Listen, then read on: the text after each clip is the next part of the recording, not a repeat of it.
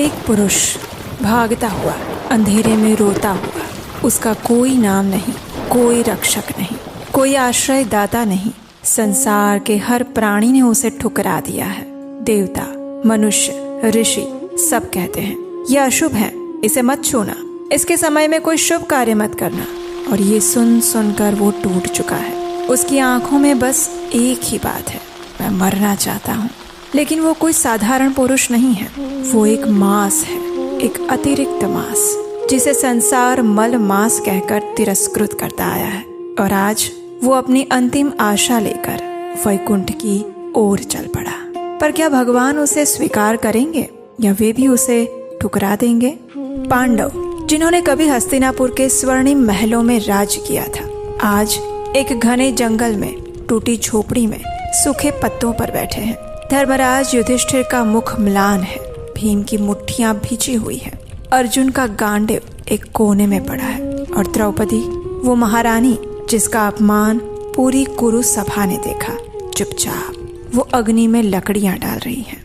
और तभी वन में एक अलौकिक प्रकाश फैल जाता है। समस्त पंछीगण शांत हो जाते हैं, हवा रुक जाती है। पांडवों के हृदय एक साथ धड़कने लगते हैं, क्योंकि वे इस दिव्य ज्योति को जानते थे।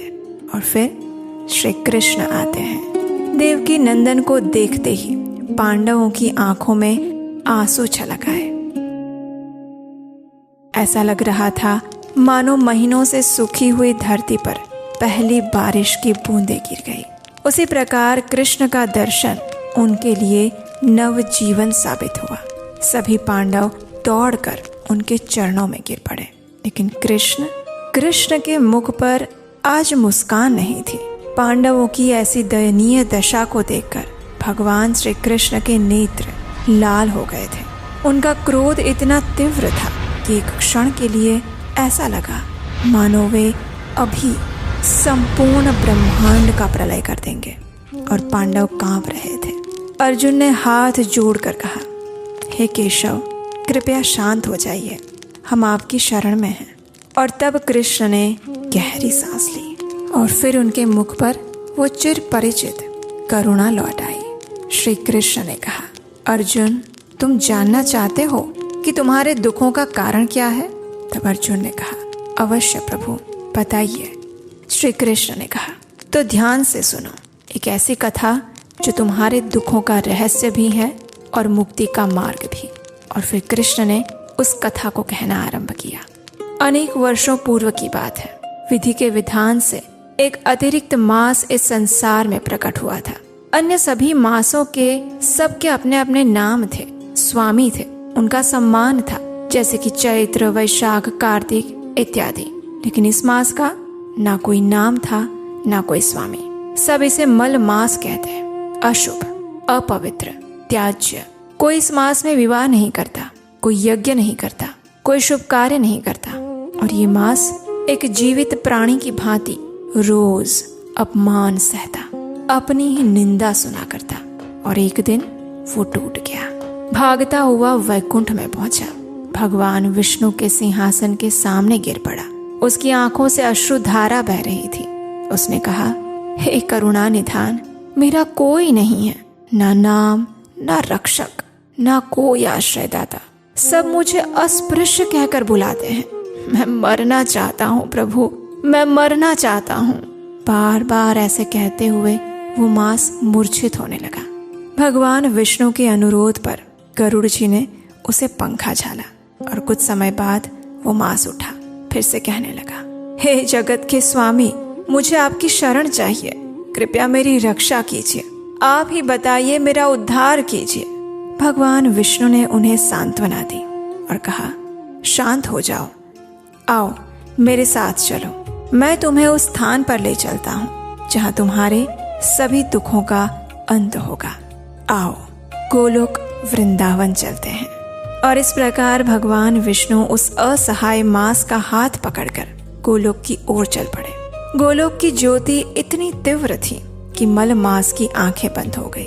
भगवान विष्णु उसे अपने पीछे रखकर आगे बढ़े, गोलोक के द्वार पर पहुंचे और अंदर परम भगवान श्री कृष्ण सुंदर श्याम स्वरूप में विराजमान थे, गोपियों से घिरे हुए। अपने पार्षदों और सखाओं से घिरे हुए, अपनी नित्य शाश्वत लीलाओं में संलग्न, भगवान विष्णु ने श्री कृष्ण को प्रणाम किया और रोते हुए मलमास को भी श्री कृष्ण के चरणों में प्रणाम करवाया। ये देखकर श्री कृष्ण ने पूछा, अरे ये रो क्यों रहा है, और वो भी गोलोक वृंदावन में आकर? श्री कृष्ण की बात सुनकर भगवान श्री हरि ने सारी व्यथा सुनाई, और तब परम भगवान पूर्ण पुरुषोत्तम श्री कृष्ण ने वो वचन कहे जिन्होंने सब कुछ बदल दिया। श्री कृष्ण ने कहा, मैं इस मास को अपने समान बनाता हूँ। मेरे गुण, मेरा यश, मेरा ऐश्वर्य सब इसमें स्थापित करता हूँ, और आज से ये पुरुषोत्तम मास कहलाएगा, मेरे ही नाम से जाना जाएगा। मैं स्वयं इसका रक्षक और स्वामी बनूंगा, और ये मास सभी मासों में श्रेष्ठ माना जाएगा। जरा देखिए, जो मास सबसे तिरस्कृत था वो अब सबसे पूजनीय बन गया। स्वयं श्री कृष्ण ने अपना नाम दिया। और इस कथा का समापन करते हुए भगवान श्री कृष्ण ने अर्जुन से कहा, अर्जुन, अब उस कथा को सुनो जो सीधी द्रौपदी से जुड़ी हुई है। पूर्व जन्म में द्रौपदी एक ब्राह्मण ऋषि मेधावी की पुत्री थी। बाल्यकाल में उसकी माता का देहांत हो गया। पिता ने दूसरा विवाह नहीं किया, और न ही पिता ने अपनी पुत्री का विवाह किया। अपनी सखियों को सुखी देखकर वो दिन रात तड़पती रहती, और फिर एक दिन उसके पिता भी श्री हरि का नाम लेते हुए अपने शरीर को त्याग देते हैं। अब वो अकेली रह गई, पूर्णतः असहाय। और तभी उसके सौभाग्य से एक दिन दुर्वासा मुनि उसके आश्रम में प्रकट हुए। उस कन्या ने दुर्वासा ऋषि की सेवा की, फल फूल अर्पित किए, और ये देखकर दुर्वासा मुनि प्रसन्न हुए। कन्या ने रोते हुए अपना दुख बताया, मेरा कोई नहीं है, न मेरी माता है, न पिता, न भाई, न पति। कृपया मुझे कोई उपाय बताएं ऋषिवर। कन्या की ऐसी दयनीय स्थिति देखकर दुर्वासा ऋषि ने करुणावश कहा, हे पुत्री, 3 मास बाद पुरुषोत्तम मास आ रहा है। ये मास कार्तिक से भी श्रेष्ठ है। इस मास में स्नान करना, दान देना और भगवान श्री कृष्ण के नाम का जप करना, तुम्हारे सारे दुख अवश्य मिट जाएंगे और सारी मनोकामनाएं पूर्ण होंगी। और ये इस कथा का सुखद अंत नहीं है, यहाँ पर कहानी पलटती है। उस कन्या ने दुर्वासा ऋषि की बात नहीं मानी, बल्कि उसने पुरुषोत्तम मास का अपमान कर दिया। उसने कहा, ऋषिवर, आप झूठ कैसे बोल सकते हैं? ये तो मल मास है, सबसे घृणित मास। ये कार्तिक और वैशाख से श्रेष्ठ कैसे हो सकता है?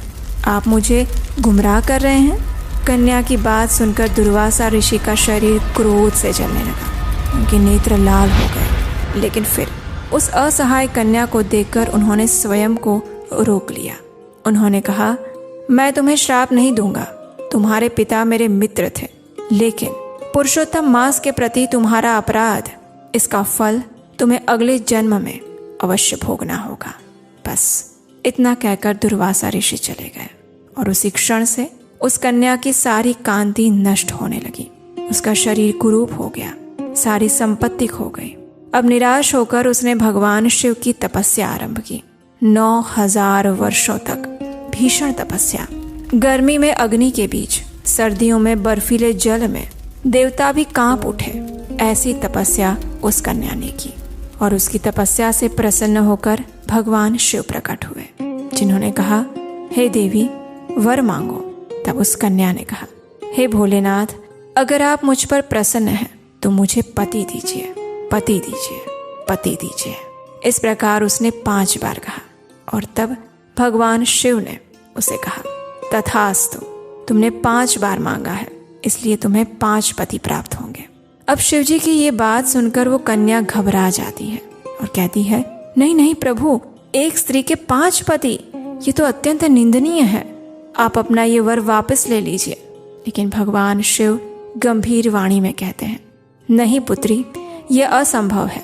और सुनो, ये तुम्हारे उस अपराध का फल है जो तुमने पुरुषोत्तम मास का अपमान करके किया था। ऋषि दुर्वासा और मुझ में कोई भेद नहीं है। प्रजापिता ब्रह्मा जी, नारद मुनि और सभी देवता भगवान श्री कृष्ण के आदेश से इस मास की पूजा करते हैं, और तुमने उसी का अपमान किया था, इसलिए उसका फल तुम्हें अवश्य भोगना होगा। इतना कहकर भगवान शिव अंतर्ध्यान हो गए, और कुछ समय बाद उस कन्या ने अपना शरीर त्याग दिया। भगवान श्री कृष्ण ने इस कथा का समापन करते हुए अर्जुन की ओर देखा और कहा, अर्जुन, वो कन्या मेधावी ऋषि की पुत्री, वही पुत्री अगले जन्म में राजा द्रुपद के यज्ञ से प्रकट हुई।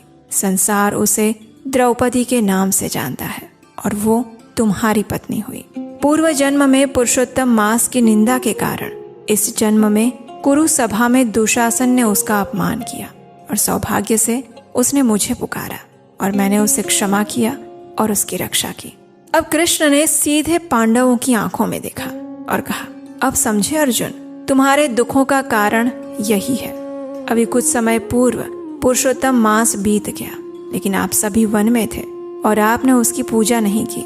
आप व्यास देव के कर्मकांड का पालन तो करते हो, लेकिन जब तक पुरुषोत्तम मास की पूजा नहीं करोगे शुद्ध भक्ति नहीं कर सकते और ना ही आप सबके जीवन में कोई सकारात्मक परिवर्तन आ सकता है। लेकिन ये पुरुषोत्तम मास फिर से आने वाला है, इस बार इसे मत छोड़ना। प्रातःकालीन स्नान करो, मेरे नामों का जप करो, दान दो और ये मास तुम्हारी सारी मनोकामनाएं पूर्ण करेगा, सारे दुख हरेगा। इतना कहकर भगवान श्री कृष्ण ने द्रौपदी और पांडवों के ऊपर कृपा दृष्टि डाली और फिर वहां से निकल गए। कुछ दिन बाद पुरुषोत्तम मास प्रकट हुआ। युधिष्ठिर ने सबको भगवान श्री कृष्ण के वचन याद दिलाए और इस बार पांडवों ने पूर्ण श्रद्धा के साथ पुरुषोत्तम मास का व्रत पालन किया। परम भगवान श्री कृष्ण की पूजा की, नाम जप किया, दान दिया और परिणाम पांडवों को उनका खोया हुआ राज्य वापस मिला, संपूर्ण ऐश्वर्य के साथ। और जीवन के अंत में भगवान श्री कृष्ण की कृपा से वे सभी आध्यात्मिक जगत में लौट गए। तो ये थी पुरुषोत्तम मास के अवतरण की कथा पद्म पुराण से। वो मास जिसे संसार ने ठुकराया, उसे स्वयं कृष्ण ने अपनाया। वो कन्या जिसने इस मास का अपमान किया, उसे जन्मों तक उसका फल भोगना पड़ा। और वो पांडव जिन्होंने इस मास की पूजा की, उन्हें सब कुछ वापस मिल गया। इसीलिए कहते हैं कि ये पुरुषोत्तम मास, अधिक मास, स्वयं भगवान श्री कृष्ण का मास है। इसका पूर्ण श्रद्धा और निष्ठा से पालन अवश्य करना चाहिए।